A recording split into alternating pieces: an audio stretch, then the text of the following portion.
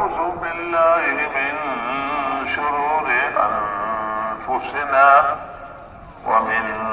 سيئات أعمالنا. من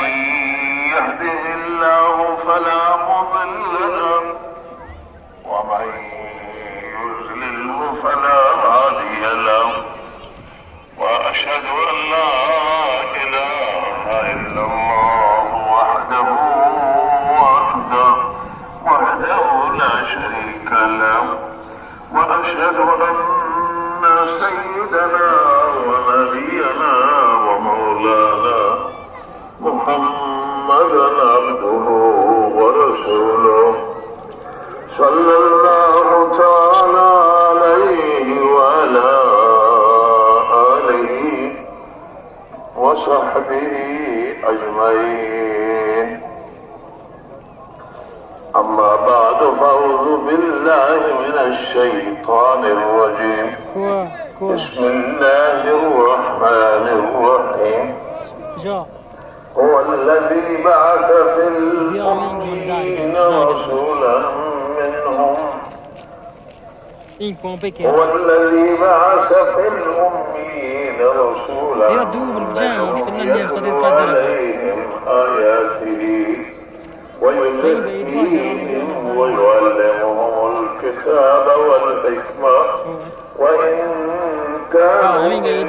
من قبل لفي ضلال مبين.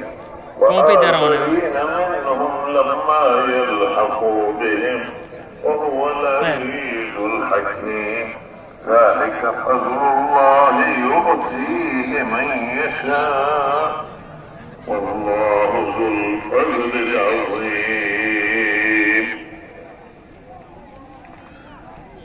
اللہ تعالی را سپاس می‌گوییم و شکر خدا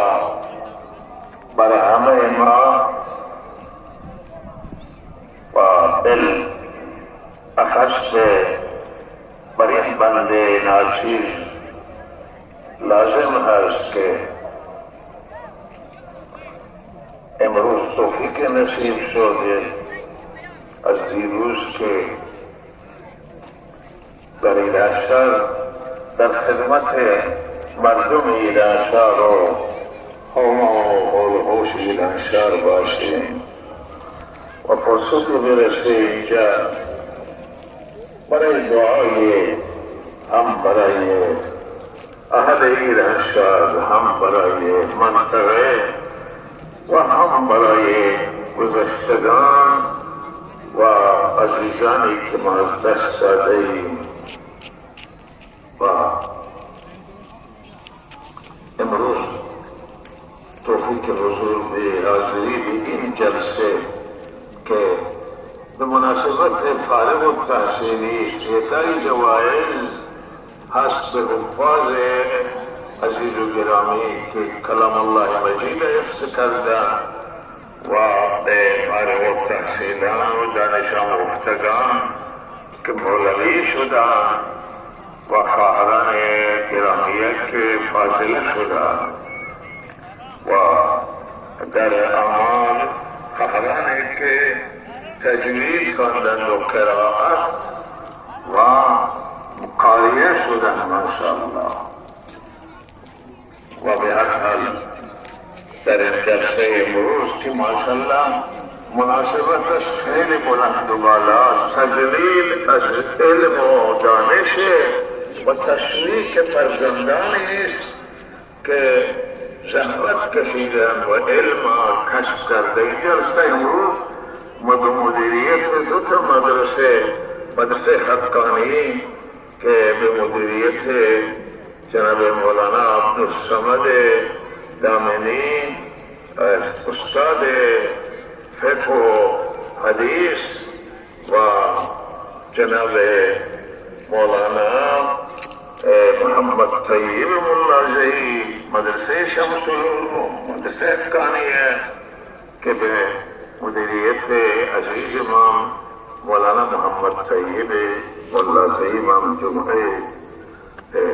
محترم هستند و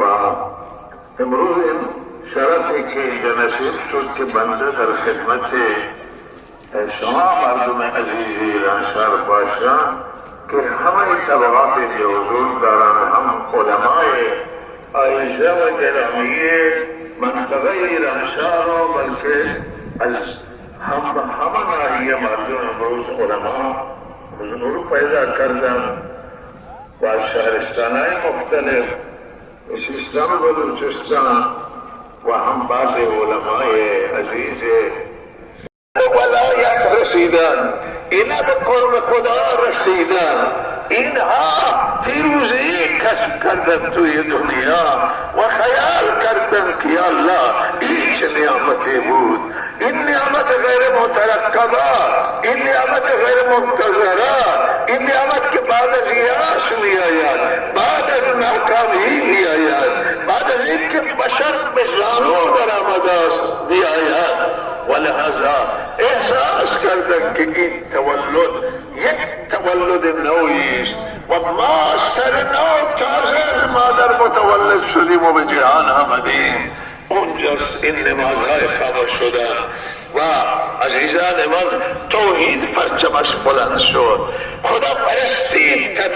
پرچمش بلند شد، همه مردم خدای واحد والله شریک را پرستش کردن، خدای واحد و احد خدای یکتا را پرستش کردن و این سعادت بسیار عظیمه. و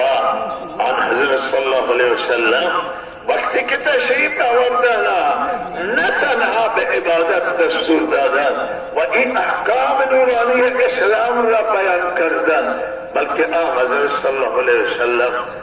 کل زندگی اینها را دگرگون کردن، از اخلاق گرفته، از سیرت و رفتار گرفته، از برخوردها گرفته و از همه این مسائل از زندگی اینها دگرگون شد، دیگر شدن دیگه انسان شدن و از لحاظ اخلاقی، از لحاظ تقوا، از لحاظ خدا ترسی، از لحاظ ایمان، از لحاظ سخاوتمندی، روشنایی قرآن، تشریح و تفسیر قرآن عظیم الشان آن حضرت صلی الله علیه وسلم اونها را تعلیم دادن. سیره طیبه آن حضرت، سیره پاک آن حضرت والله یک سیرت بی نظیری، یک سیرتی است که اگر بیاید این سیرت در زندگی شما این ایمان، این سروران گرامی احکام نورانی و این سینه طیبه و اخلاق زیبا و رفتار و منش زیبا خاک را گوهر می کنه، اگر اینها را خاک اختیار می کنه گوهر میشه. چنان نسخه آوردن که این نسخه این انسانهای تاریک را من مواد مخدر استفاده کردم برای کار باستم، یعنی هیچ اصلا یک کمی شرم هم نمیدونم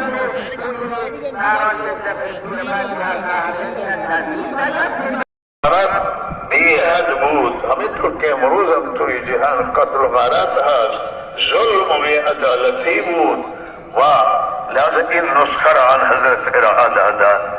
و اونهایی که او زمان پذیرفتن چه زندگی راحتی حاصل کرد. صحابه کرام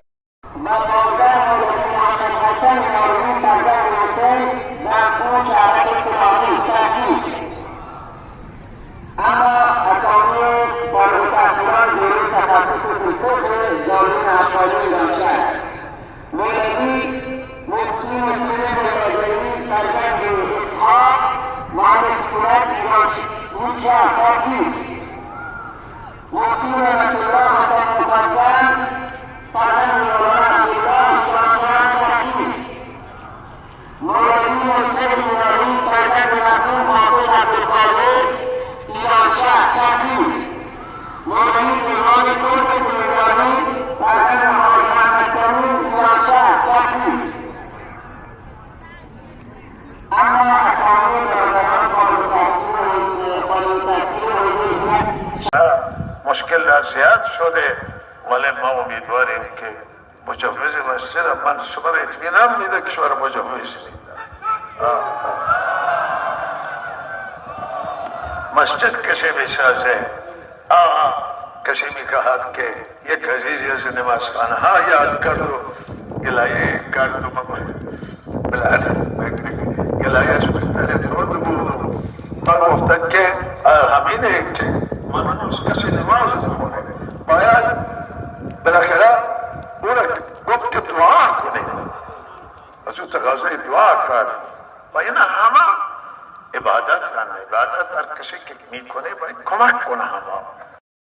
أشهد أن محمدا رسول الله.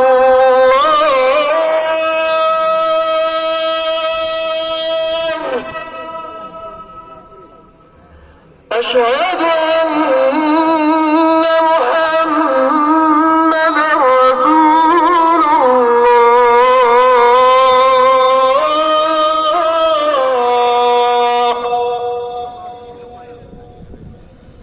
حي على الصلاة.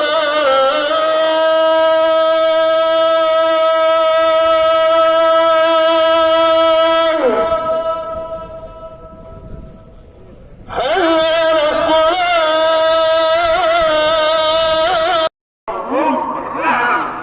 لا الدنيا